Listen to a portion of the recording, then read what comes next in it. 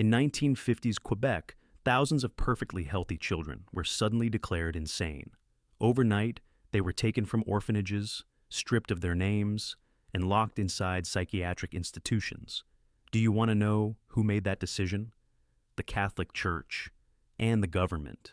Records were falsified, diagnoses were fabricated, and childhoods were erased with a stamp and a signature. None of these children had mental illnesses, but on paper, they did.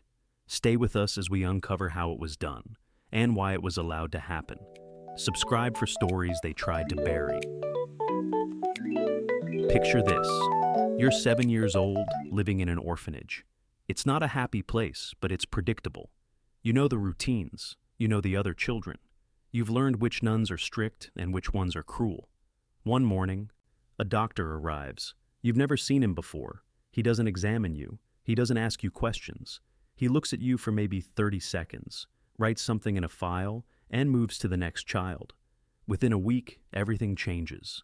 You're told to pack your things, except you don't have things. You're put on a bus with other children. No one tells you where you're going. When you ask, you're told to be quiet. The bus stops at a building that looks like a hospital. You're taken inside. The woman at the desk calls you by a number instead of your name. When you try to correct her, she tells you that's your name now. You ask when you're going back to the orphanage. She looks at you like you've said something stupid. You're not going back. You live here now. But you're not sick. You try to explain this. You're healthy. There's been a mistake. No one listens. This happened to thousands of children in Quebec. Healthy children. Children who could read, write, play, laugh. Children who had no illness, no disability, no reason to be in a psychiatric institution. But that didn't matter, because someone had decided they belonged there anyway. The transformation happened on paper first. Files were opened, new diagnoses appeared, words like mentally deficient, psychologically disturbed, emotionally unstable, medical terms that sounded official, authoritative, final. Doctors signed these documents, real doctors with real medical licenses. They certified that these children suffered from conditions that required institutional psychiatric care. None of it was true. The children hadn't changed. Their minds hadn't deteriorated. They hadn't developed sudden psychiatric conditions overnight. But their paperwork had. And in Quebec in the 1950s, paperwork was reality. What the file said was more real than the child standing in front of you. If the diagnosis said you were mentally deficient, then you were mentally deficient. Your protests didn't matter. Your obvious health didn't matter. The document mattered. Once the diagnosis was recorded, everything else followed automatically. The orphanages where these children lived were reclassified. Literally overnight, institutions changed their legal designation from orphanage to psychiatric hospital. The same building, the same beds, the same children. But now, officially, it was a facility for the mentally ill. And the children inside, they were now psychiatric patients, not because anything about them had changed, but because someone had filled out the right forms. The children tried to resist. They told anyone who would listen that they weren't sick. They insisted there had been a mistake. They begged to be examined by real doctors who might tell the truth. No one cared. The file said they were mentally deficient. And mentally deficient people often believe they're healthy when they're not. That's part of their condition, you see. Their protests were just more evidence of their illness. It was a perfect trap. Tell the truth, and you're delusional. Stay silent, and you're accepting the diagnosis. Either way, you're trapped. Once the paperwork changed, nothing about their lives could ever go back. Quebec, 1950s. A province that answered to God, not metaphorically, literally. The Catholic Church didn't just influence Quebec society, it controlled it. Schools were run by religious orders, hospitals were operated by nuns and priests, social services, orphanages, care for the poor and sick, all of it fell under church authority. If you wanted your child educated, you dealt with the church. If you needed medical care, you went to church-run hospitals. If you fell on hard times, you asked the church for help. There was no secular alternative. The church was the system. And questioning the church, that wasn't just socially unacceptable, it was unthinkable. Priests held moral authority that could destroy reputations with a single word. Nuns controlled access to schools and healthcare. the archbishop's opinion could end political careers. To defy the church was to risk everything: your family's standing, your children's futures, your place in the community. So, people didn't defy the church. They looked away. They stayed silent. They convinced themselves that the church, with all its power and authority, surely knew what it was doing. This was the environment where children vanished into institutions, where parents were told their children were being cared for and believed it because nuns said so, where communities noticed the high number of children entering facilities and the low number leaving, but didn't ask questions because questioning would be inappropriate. The political system reinforced this silence. Maurice Duplessis ruled Quebec for nearly 2 decades. His government was conservative, nationalist, and deeply aligned with the Catholic Church. Duplessis understood that the church controlled the population's hearts and minds. He gave the church what it wanted. In return, the church gave him political support. It was a partnership. Government and church working together, accountable to no one. Duplessis didn't just allow the church to run social institutions. He funded them. Taxpayer money flowed to church-operated orphanages, hospitals, and care facilities. The government paid, but the church controlled operations. No oversight. No accountability. Just money and trust. In this environment, institutional abuse could flourish unchecked. Because who would investigate the church? Who would question the nuns? Who would challenge the doctors they employed? Who would demand transparency from institutions that claimed to be doing God's work? No one. In Quebec, disobedience wasn't illegal. It was unthinkable. The children didn't understand the political structures or the church's power. They just knew that adults had absolute authority over them, and those adults had decided something about their lives without asking. One survivor, now in his 70s, remembers the confusion more than anything else. "I kept waiting for someone to realize the mistake," he said decades later. "I thought, surely someone will check the files and see that I'm not supposed to be here. Surely someone will come get me." No one came. Because it wasn't a mistake. The system was working exactly as designed. Someone had looked at thousands of healthy children and decided they were worth more to the system as psychiatric patients than as orphans. Someone had created the paperwork infrastructure to make this transformation legal. Someone had authorized doctors to sign false diagnoses. Someone had reclassified entire institutions overnight. Someone had made sure this was all legal. This wasn't chaos. It wasn't a mistake. It was approved. And the approval came from 2 places children were taught never to question: the Catholic Church and the Quebec government. Not rogue elements, not a few bad actors, the institutions themselves at the highest levels. The religious orders that operated the orphanages, the Grey Nuns, the Sisters of Providence, the Brothers of Charity, they knew. They participated. They authorized the reclassifications. They signed the paperwork that transformed orphanages into psychiatric hospitals. The Quebec government, Duplessis' administration, the Department of Health, the officials who controlled funding and licensing, they knew. They approved the institutional changes. They increased the funding. They asked no questions. Medical doctors, licensed professionals with reputations and credentials, they knew. They examined healthy children for seconds or minutes, then signed documents declaring them mentally deficient. They provided the medical authority that made the whole scheme legal. This was systematic, coordinated, institutional. Thousands of children weren't falsely diagnosed by accident. They were falsely diagnosed because the system required it. But why? Why would the church, the government, and the medical establishment conspire to lock up healthy children in psychiatric institutions? The answer was cold, simple, and absolutely enraging. Money. The Quebec government paid orphanages a subsidy to care for children. $1.25 per child per day. For psychiatric institutions, the government paid more, $2.75 per child per day. The difference, $1.50 per day. That doesn't sound like much, $1.50. Barely enough for a coffee today. But multiply that by hundreds of children. Multiply it by 365 days a year. Multiply it by years and years of operation. $1.50 per child per day becomes over $500 per child per year. For an institution holding 500 children, that's $250,000 in additional annual funding. At today's values, over $2 million per year, per institution. And there were dozens of these institutions across Quebec. This wasn't about caring for mentally ill children. This was about accessing higher government subsidies. The church saw an opportunity. Orphanages were expensive to operate. The government subsidy barely covered costs. But psychiatric institutions received more than double the funding for the same children, doing the same work, in the same buildings. All you had to do was change the paperwork, reclassify the institution, get doctors to sign diagnoses, update the files, submit the new paperwork to the government. Suddenly, you're receiving hundreds of thousands of extra dollars every year. The government went along with it because it made them look good.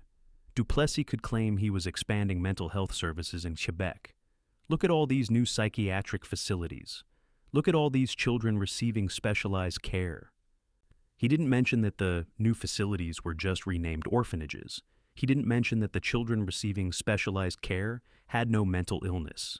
He didn't mention that the whole thing was a paperwork trick designed to funnel more taxpayer money to church institutions.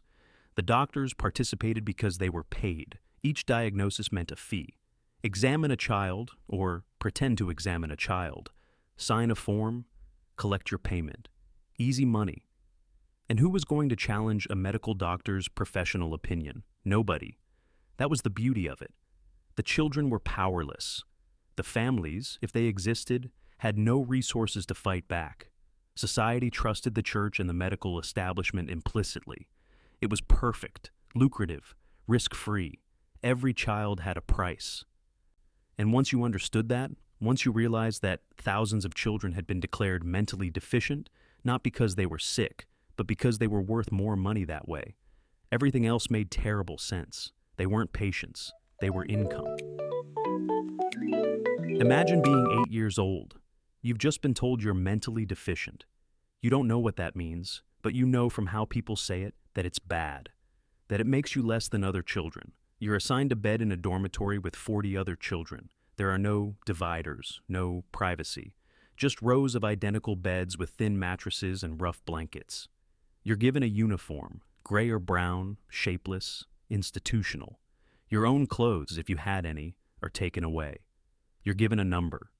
The staff use it instead of your name. When you remind them of your actual name, you're told not to be difficult. Within a week, you stop correcting them.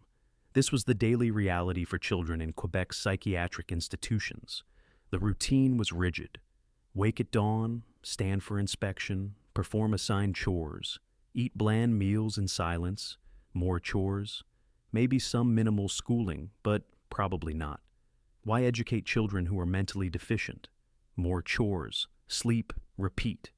The institutions used the children as unpaid labor. They worked in kitchens, preparing meals for hundreds. They scrubbed floors, washed windows, cleaned bathrooms. They did laundry, mountains of institutional sheets and clothing, washed by hand in cold water. They worked in gardens and farms attached to the institutions, growing food that fed the staff and other patients. This wasn't occupational therapy. This was exploitation. Children as young as 10 worked 6, 8, 10 hours a day. Their labor kept the institutions running, while the church pocketed the government subsidies that were supposed to pay for their care. Medical care was minimal. These institutions were reclassified as psychiatric hospitals to access funding, but they didn't actually provide psychiatric care. They didn't provide much care of any kind. A child develops pneumonia, maybe they get medicine, maybe they don't. Depends on whether the staff feels like dealing with it. Broken bone might heal straight, might heal crooked. Depends on whether anyone bothers to set it properly. Infections, dental problems, malnutrition, all common, all frequently untreated. Because here's the logic. Why spend money on medical care for children who are already written off as defective? Some children died from preventable illnesses. When they did, they were buried on institutional grounds in unmarked graves. Their families, if they had families, usually weren't notified. The death was just recorded in an internal log. One fewer patient, one fewer government subsidy check. But the institution still had hundreds more. Then there was the punishment. Children were beaten for minor infractions, for talking during meals, for working too slowly, for crying, for asking about their families, for insisting they weren't actually mentally ill. They were locked in isolation rooms for days or weeks, small, dark spaces with no windows, no furniture, no human contact. Children as young as 6, locked alone in the dark until they learned to be compliant. They were denied food as discipline. Go a day without meals. See if that teaches you respect. But this still wasn't the worst part. The worst part was the normalization of sexual abuse. Priests, staff members, older patients, they had unrestricted access to children who had been labeled as mentally deficient, who had no credibility, who had nowhere to run. The abuse was systematic. It happened in dormitories, in isolation rooms, in chapels, in work areas.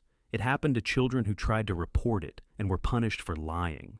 It happened to children who fought back and were drugged into submission. The children learned that resistance was pointless, that no one would believe them, that this was just part of their lives now.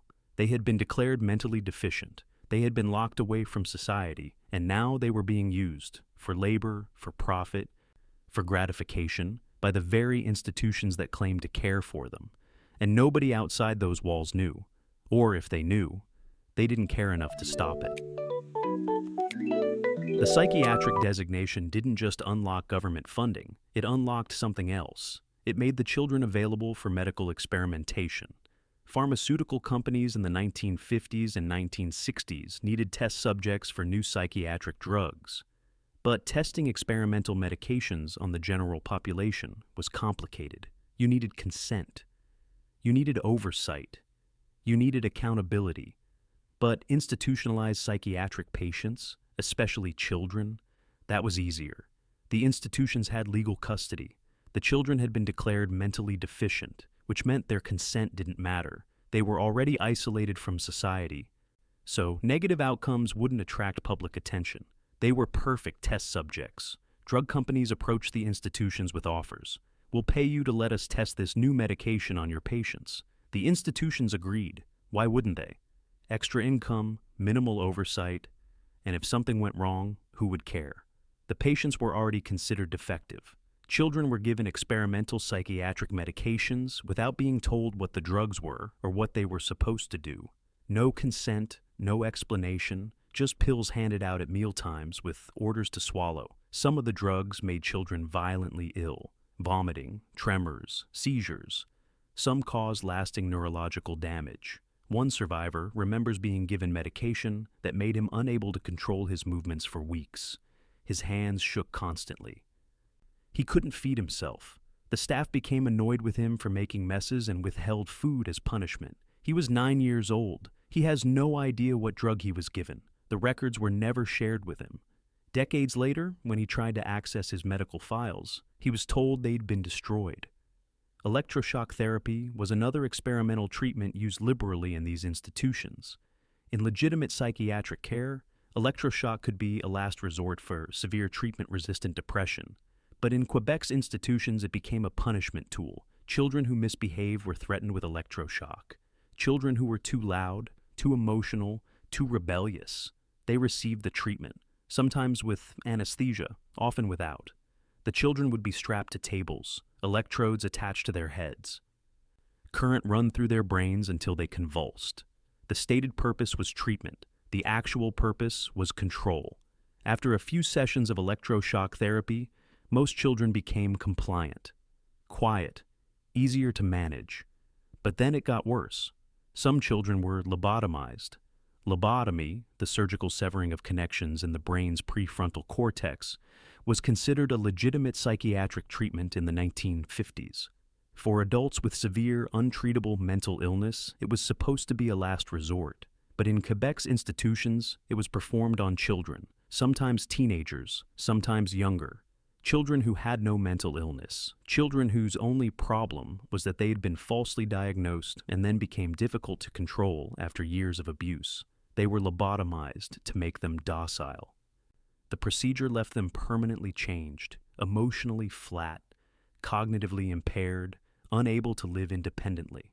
The institutions had taken healthy children, traumatized them with years of abuse, then performed brain surgery to eliminate their resistance. They didn't just suffer, they disappeared. Not always literally, though some did die and were buried in unmarked graves on institutional grounds. But they disappeared in other ways. Their identities were erased, their potential was destroyed, their futures were stolen. The records of what happened to them were incomplete, falsified, or destroyed. Death certificates listed causes of death that weren't accurate. Burial locations weren't documented. Medical experiment results weren't shared. Thousands of children passed through these institutions over decades. Many never left. Those who did carried trauma that would shape the rest of their lives, and for decades, no one talked about it. The institutions kept operating. The government kept funding them. The church kept profiting. The children grew into adults carrying secrets they had been taught no one would believe, until some of them decided to speak anyway.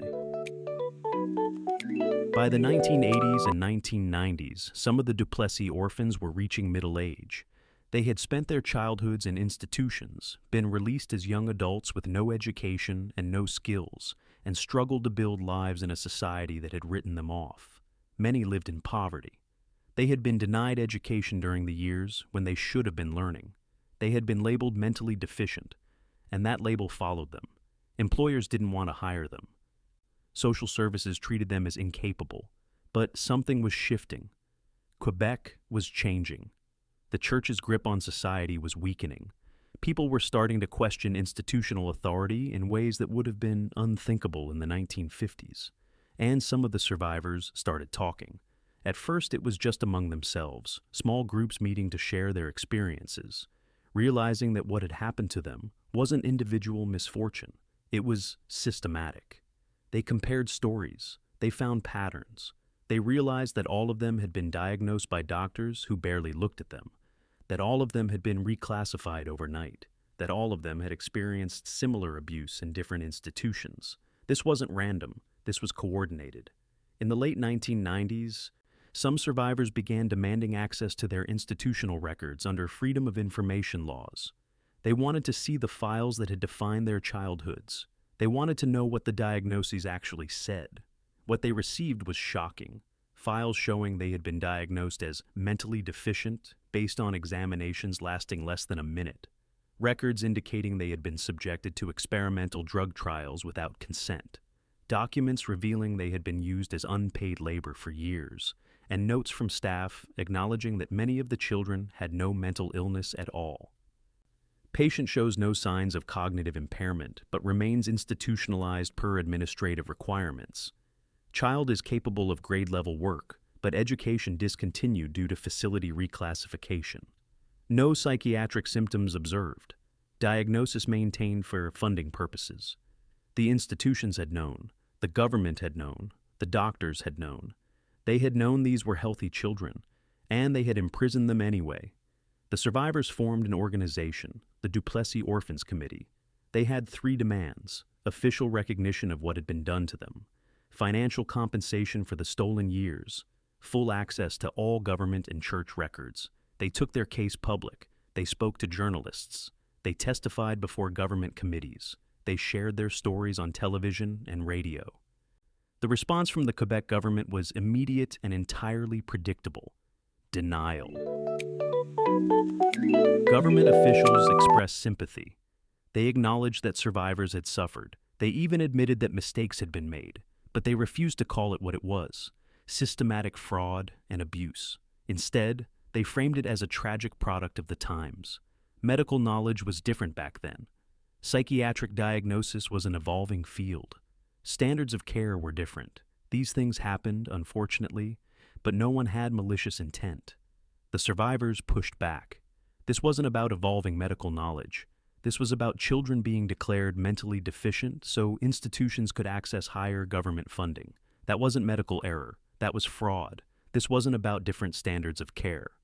This was about children being used as unpaid labor, subjected to medical experiments, and abused for decades. That wasn't acceptable by 1950s standards either. It was criminal. The government offered compensation, $15,000 per survivor. The survivors rejected it as insulting. After public outcry, the government increased the offer, $25,000, still insulting, But many survivors, now elderly and living in poverty, had no choice but to accept $25,000 for childhood stolen, for decades of abuse, for being falsely labeled mentally deficient and treated as subhuman, for losing any chance at education, career, or normal life. The government established strict criteria for who qualified. You had to prove you'd been wrongfully institutionalized. But how do you prove that when the institutions controlled all the records, when files had been destroyed or redacted? Many survivors were denied compensation entirely. The survivors demanded criminal investigations. They wanted the doctors who had signed fraudulent diagnoses charged with fraud. They wanted government officials who had authorized the scheme prosecuted for conspiracy. They wanted church leaders held accountable for the abuse in their institutions. The government refused. Too much time had passed, they said. Most of the people directly responsible were dead. Pursuing criminal cases would be divisive and prevent healing.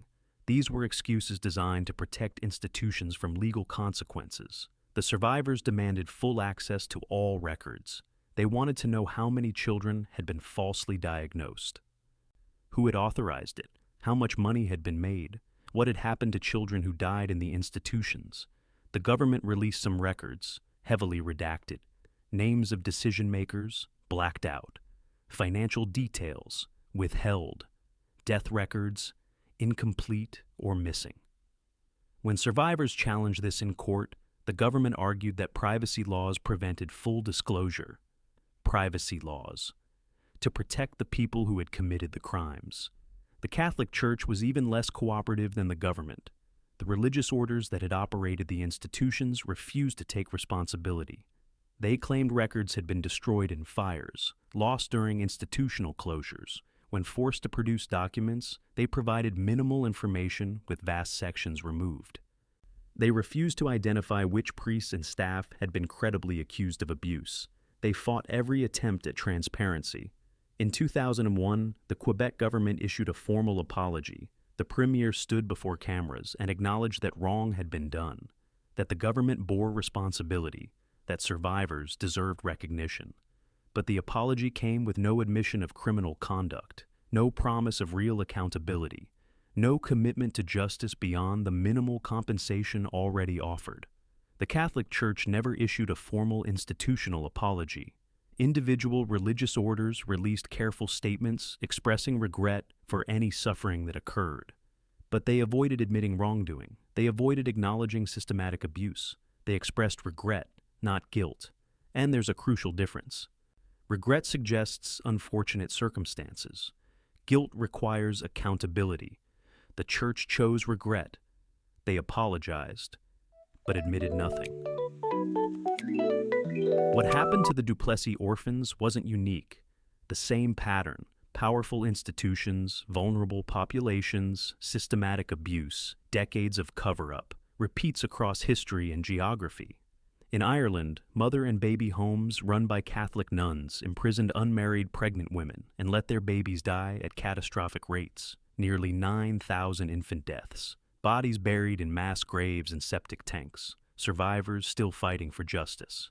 In Canada and the United States, residential schools forcibly separated Indigenous children from their families. Tens of thousands were abused, thousands died.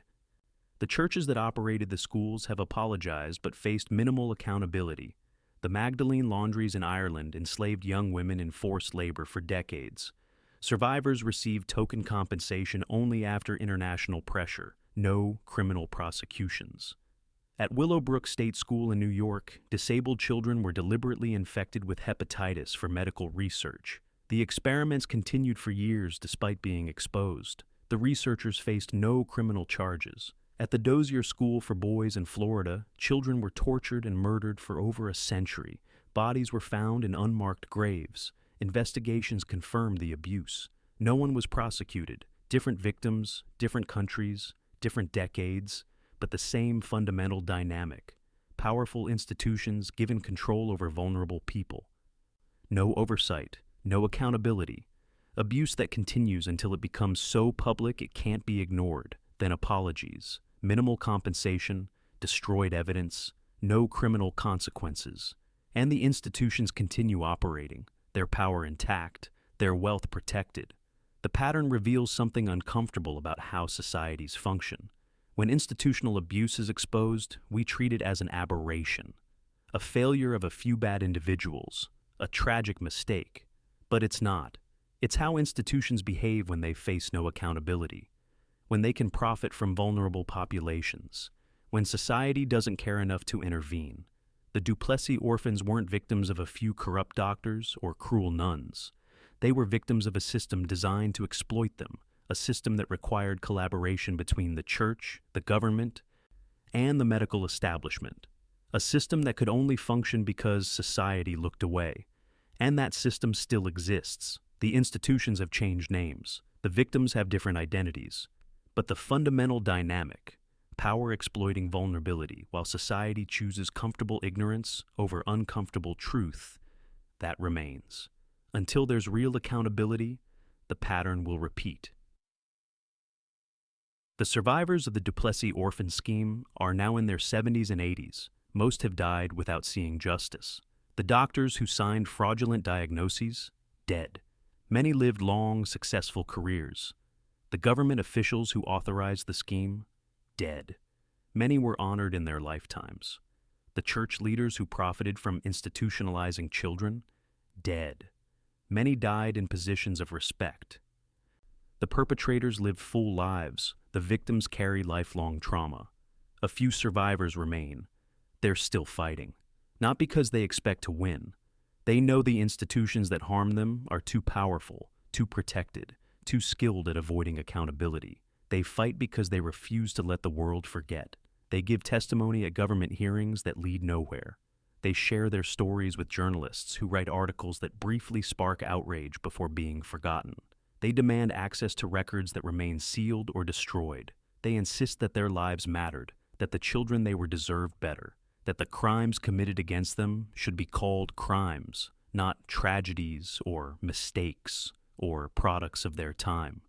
They were declared insane to make them profitable. They were locked away to keep them hidden. They were abused because they had no power to resist.